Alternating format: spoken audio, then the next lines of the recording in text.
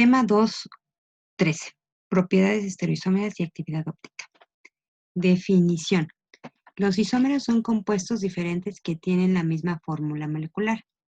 Y dentro de ellos tenemos a los estereoisomería. ¿Sí? Aquí, por ejemplo, se ve que estos, espacialmente hablando, están de diferente forma, pero con su fórmula condensada, pues son iguales. Esto es, miren, vean, tienen 1, 2, 3, 4 carbonos y este tiene 1, 2, 3, 4 carbonos y debe tener la misma cantidad de hidrógenos, ¿sí? Entonces, a eso se le llama isomería, ¿sí? Y dentro de ella, como acabamos de decir, también existe lo que es la estereoisomería, ¿sí? Existen isómeros estructurales que difieren debido a que sus átomos están unidos en orden diferente. Estos isómeros se clasifican en subcategorías como isómeros de cadena, de posición y de grupos funcionales, ¿sí? Por ejemplo, aquí están estos que son de cadena, ¿sí? O sea, cadenas que sí, que tienen continuidad. Estos que serían de posición, que están ya tienen la misma fórmula, pero están en otra posición. Y finalmente, tenemos los que pueden ser con grupo funcional, que aquí está el OH, ¿sí? Que puede ser cualquier otro grupo, ¿sí? Entonces, vean cómo pueden tener la misma molécula y el acomodarse de diferente forma implica que ya son otras sustancias, ¿sí? Entonces, para que vean que misma fórmula no quiere decir que sea el mismo producto y a veces las características también son diferentes. Los estereoisómeros no son isómeros estructurales, solo difieren en el arreglo de sus átomos en el espacio, ¿sí? Como acabamos de ver. Por ejemplo, los isómeros cis y trans son estereoisómeros, que es la imagen que está acá abajo, ¿sí? Cambian, tienen la misma fórmula, pero están acomodados de diferente forma. Aquí estamos viendo que el cis está del mismo lado, el grupo funcional, y en el trans están del lado contrario, ¿sí?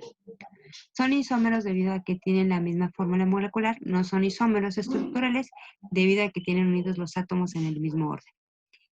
Esos isómeros difieren únicamente en el arreglo de sus átomos en el espacio, como se muestra ya en la figura que les acabo de explicar. Los estereoisómeros se pueden dividir en antiómeros y diasterómeros, ¿sí? Los enantiómeros son estereoisómeros que son imagen especular entre sí, mientras que los diasterómeros no lo son. Imagen especular es como la primera que está aquí. Esto es que están acomodados estructuralmente hablando en forma diferente, pero al ponerlos uno frente al otro, que es la parte esta como si dijéramos que los estamos poniendo en el espejo, se pueden unir perfectamente, o sea, todos quedan en la misma posición. Esto es que si yo tengo mis dos manos y las junto, los dedos gorditos, bueno, todos los dedos quedan totalmente empalmados. A eso se refiere que sea un enantiómero, que están en diferente posición, pero cuando los ponemos uno frente al otro, se pueden empalmar perfectamente o casi perfectamente, ¿sí? El otro ejemplo está igual, ¿sí? Vean, de este lado tiene el CH2 y de este lado tiene el CH2, ¿sí? Entonces, la idea es que se giren, bueno, se giren para empalmarlos y queden iguales. No es cierto, estos no quedan iguales. Sí, este es un diasterómero. Sí, cuando no quedan iguales, en este se ve mejor. Sí, esto es, aquí está el bromo y aquí está el bromo. Si ustedes los ponen de frente, ya el bromo no va a quedar. Pensemos que el bromo es el dedo gordo de su mano derecha y el otro bromo es el dedo gordito de su mano izquierda. Entonces ya no los van a empalmar de frente, ¿sí? Ya no van a como entrelazar sus manos, sino que lo van a poner en la parte de atrás de su mano, ¿sí? Entonces van a ver que cada uno de los dedos gordos quedan separados, o sea, ya ningún dedo coincide, ¿sí? Esto es que los diasterómeros, a la hora de quererlos empalmar, ya no van a coincidir los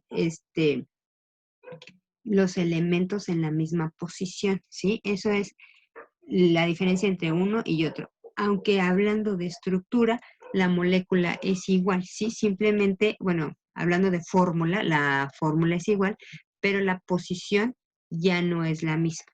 Y a veces en esos cambios de posición en la molécula implica que tengan características diferentes. Actividad óptica. La luz es un fenómeno electromagnético y la oscilación de la luz de una fuente luminosa ocurre en todos los planos perpendiculares posibles a la dirección de la propagación. Cuando la luz ordinaria pasa a través de un polarizador, la luz que emerge de este oscilante, la luz que emerge de este oscila en un solo plano. El aparato usado para medir el efecto de luz polarizada sobre estos compuestos es el polarímetro, que es este que está aquí, ¿sí? La imagen superior del lado derecho es el polarímetro. En esta parte se mete la muestra como en el brazo, se mete la muestra y por aquí se ve, ¿sí? Y entonces lo que pasa es un haz de luz que atraviesa la muestra y por aquí, como si viéramos en el microscopio, lo que vamos a ver son diferentes campos, ¿sí? Se ve el círculo de la luz y entonces se empieza a dividir en áreas sombreadas y áreas con luz, ¿sí? Y de acuerdo a esas áreas sombreadas o con áreas de luz, podemos ver la concentración de las soluciones, que en este caso son los carbohidratos, ¿sí? Dice, si el analizador se gira en el sentido de las manecillas del reloj, la rotación será positiva. Y si se gira en sentido contrario, será negativa. Entonces, en la parte de aquí tiene como más bien tiene un ocular que se tiene que ir girando para que ustedes vean perfectamente el campo. En el momento en que sea nítido el campo, ¿sí? Ya podrán ver si giro a la derecha o giro a la izquierda. Y con esta parte de girar a la derecha o girar a la izquierda, tenemos algo que se llaman estructuras levógiras o destrógiras, ¿sí? Que ahorita vamos a ver. Miren, vean. En la figura que está en la parte de abajo, dice que si gira en el sentido de las manecillas del reloj y si gira al lado contrario, ¿sí? Entonces, lo que les decía es que este equipo, ¿sí? Aquí lo que va a pasar es que se van a ver aquí, se va a ver la luz, ¿sí? Una área sombreada y una área con luz. Eso es lo que vamos a ver aquí ya en el ocular, ¿sí? Entonces, la idea es que con ayuda del equipo sí, veamos qué es lo que está pasando, ¿sí? Si es una estructura levógera o destrógera. Y tiene que ver el que sea de una forma o de otra con cómo está acomodado espacialmente la molécula, ¿sí? Ok. Una sustancia que gira el plano de luz polarizada en el sentido de las manecillas del reloj se llama destrógira y si lo hace en el sentido contrario se llama levógira, ¿sí? Entonces, ahorita vamos a ver en el siguiente, ¿sí? Acá está. Dice, la actividad óptica es la propiedad de una sustancia para hacer girar el plano de la luz polarizada. Los compuestos que presentan este comportamiento se llaman ópticamente activos, ¿sí? Esta parte de que sean ópticamente activos nos ayuda para que los podamos determinar, ¿sí? Su concentración con ayuda del ahí es que decir potenciómetro, del equipo para poder observar qué es lo que está sucediendo. Se me olvidó el nombre. La sacarosa es un carbohidrato disacárido que hace rotar el plano de polarización en el sentido de las manecillas del reloj, ¿sí? Por lo que se denomina azúcar dextrogirosa, ¿sí? O sea, dextrogiro, que quiere decir que es positivo. Entonces, en el sentido de las manecillas del reloj es positiva, ¿sí? Y, por ejemplo, la fructosa, que son muy parecidas, ¿sí? En la fórmula molecular, ¿sí? Lo gira hacia el lado contrario, siendo este giro negativo llamándose levogiro, ¿sí? Entonces regresamos aquí. Ay, no acá, ¿sí? Entonces, la idea es que por aquí, en el ocular del polarímetro veamos cómo está girando y si gira hacia el sentido de las manecillas del reloj, entonces será positivo siendo de estrógiro y se oscurecerá el campo en la parte positiva, y si gira hacia el lado contrario será negativo y será levógiro y se oscurecerá en la parte negativa, ¿sí? Ok. Sí, entonces dice que en la práctica la polarimetría es un método para la determinación de la concentración de soluciones, muy empleada en la industria química y alimentaria, especialmente en la industria azucarera. Esto es para ver cuánta concentración tiene el producto al final del proceso, ¿no? Por ejemplo, en la elaboración de algún néctar, o en la obtención simplemente o en la o producción exclusivamente de la azúcar. Acuérdense que la caña de azúcar va a producir cierta cantidad de azúcar dependiendo del grado de maduración, y entonces al hacerle el estudio al jugo vamos a ver qué tan concentrada va a estar y por lo tanto a lo mejor cuánta azúcar vamos a poder obtener de ese jugo, ¿sí? Ok, la actividad óptica es la propiedad de una sustancia para hacer girar el plano de la luz polarizada, que ya dijimos. Ay, pero esto ya lo habíamos repetido, ¿sí? Ok, vamos a pasar al tema 2.14. Carbohidratos derivados, aminoácidos, quitina y peptidoglucanos, ¿sí? Un grupo amino es un grupo funcional derivado del aminoácido. Algunos de sus derivados alquilados por eliminación de uno de sus átomos de hidrógeno. En general, el grupo amino está compuesto por un átomo de nitrógeno y uno de los átomos de hidrógeno. Y el grupo amino puede ser entonces el NH o NH2. Un, Todo esto va porque hay algo que se llama aminoazúcares. Es aquella molécula de azúcar que contiene un grupo amino en lugar de un grupo hidroxilo en alguno de sus radicales, ¿sí? Y los aminoazúcares es un grupo, como ya habíamos dicho, que sustituye al grupo hidroxilo, ¿sí? Estas, se encuentra básicamente, está constituido comúnmente por las moléculas complejas de carbohidratos unidos a las proteínas y a los lípidos celulares. Esto es que estos azúcares, al estar ahí en las proteínas y en los lípidos, pues tienen el grupo amino, y entonces acuérdense que dependiendo del grupo funcional que tengan, pues entonces serán más fáciles o más difíciles de romper. ¿Sí? Entonces el azúcar allá en las proteínas no está solita como la molécula que conocemos de fructosa o glucosa, sino que tiene un grupo amino que hay que quitar, ¿sí? Los aminoazúcares más comunes de las células son la de glucosamina y la de galactosamina, ¿sí?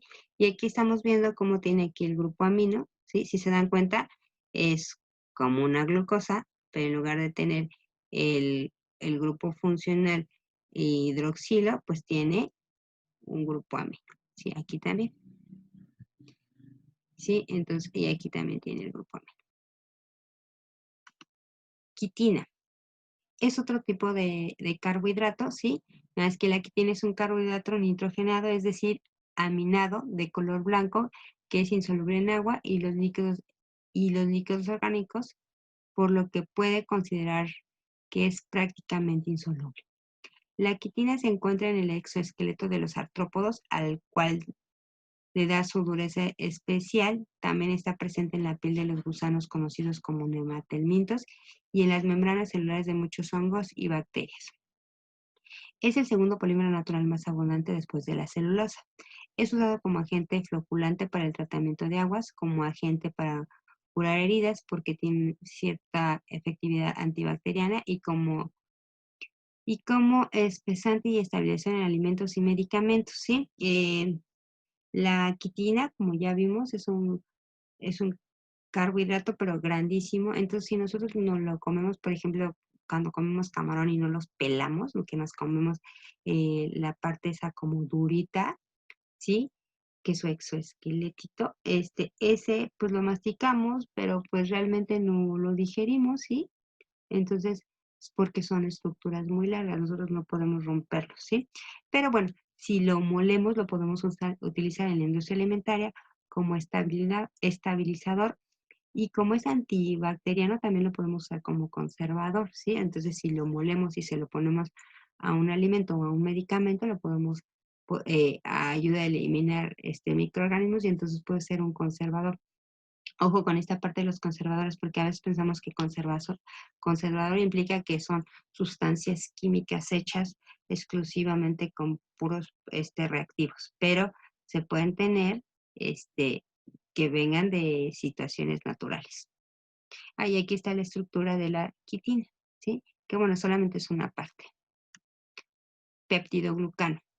El peptidoglucano o mureína es un copolímero formado por una secuencia alternante de N-acetilglucosamina y el ácido N-acetilmuránico unido mediante enlaces beta 1,4. El peptidoglucano es muy resistente y es la molécula principal que forma la pared celular de las bacterias. De esta manera protege a las bacterias de una ruptura osmótica en ambientes acuáticos y da a los tipos diferentes de bacterias su forma, ¿sí? Ya que la cadena es recta y no ramificada. Constituye la estructura básica de la pared celular de las bacterias, ¿sí? Entonces, vean, como es una cadena muy larga, ¿sí? Se puede utilizar en la pared de las bacterias. Más bien se utiliza. Es parte de la pared, ¿sí? Y si las dos diferentes variantes de la estructura de peptidoglucano es la de gram positivo y gram negativo. Independientemente del tipo de estructura molecular, el peptidoglucano le confiere una gran rigidez a la membrana de las bacterias. Entonces, esa parte de que la membrana sea, le dé cierta rigidez a la célula para que no sea tan fácil de romper, tiene que ver entonces con aquí está, con el peptidoglucano. Si se dan cuenta, aquí está la pared celular, bueno, la membrana celular, y entonces aquí está, ¿sí? El peptidoglucano, ¿sí? Está en medio, entonces le está dando una estructura, vean, ¿sí? Y entonces tenemos que, por ejemplo, en las gram negativo, vean, está en la parte del medio de la membrana, ¿sí? Y en el gram positivo está afuera. Esto está en la superficie, ¿sí? Entonces, dependiendo de dónde esté el peptidoglucano, que es una estructura grande de carbohidratos, pues van a ser gram positivo o gram negativo, dándole esta fuerza a la membrana, ¿sí? De las bacterias, bueno, de los microorganismos. Técnicas analíticas para la determinación de carbohidratos. El sabor de las frutas, pues es característico de los carbohidratos, ¿sí? Y se debe a la gran variación de la composición y concentración de los azúcares. El color atractivo se debe principalmente a los glúcidos, ¿sí? Y la firmeza está determinada por los polisacáridos estructurales. Sí, los métodos utilizados para determinar los carbohidratos son el Fenning y el Benedict. Aquí, por ejemplo, se ve en la gráfica cómo una fruta va madurando, ¿sí? Está teniendo diferentes procesos metabólicos que están ayudando a su maduración, ¿sí? Y esto quiere decir que entre más madura, hay más azúcar, ¿sí? Ahora, los métodos que habíamos dicho, prácticamente todos son cómo funcionan solamente con esta parte de ver qué es lo que le está sucediendo a la solución ante el reactivo, ¿sí? Ya sea el reactivo de Fenning o el reactivo de Benning. Esto es si se están reduciendo o se están oxidando, ¿sí?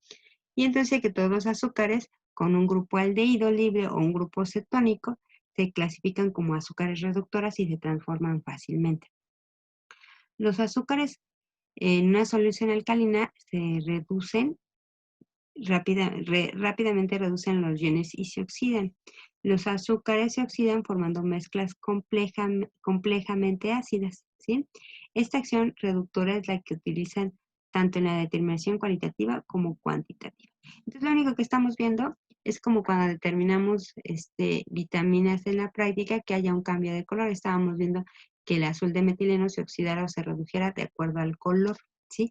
Entonces, aquí pasa lo mismo, ¿sí? Se tienen las muestras, se les agrega el reactivo, que en este caso es el reactivo de Fenning, se calientan y después se ve qué es lo que está pasando, ¿sí?